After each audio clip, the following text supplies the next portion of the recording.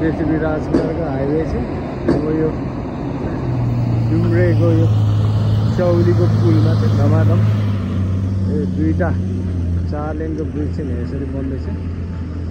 यहाँ अलिकति गाह्रो छ, यहाँ खोला यसको सबै धमाधम काम हुँदैछ।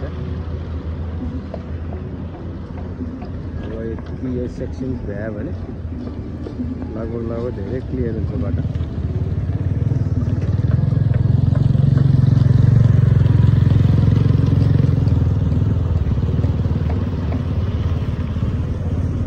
काम हुँदैछ यहाँ स्याउलीदेखि ए बन्दीपुर गेट देखिन्छ नि यो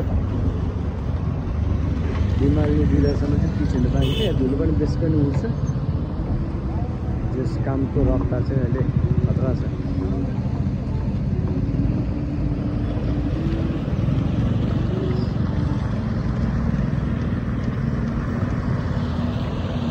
करिब पुल भइसकेको अवस्था छ। अब उतापट्टि बाटो चलेर यता पुलिङ्गो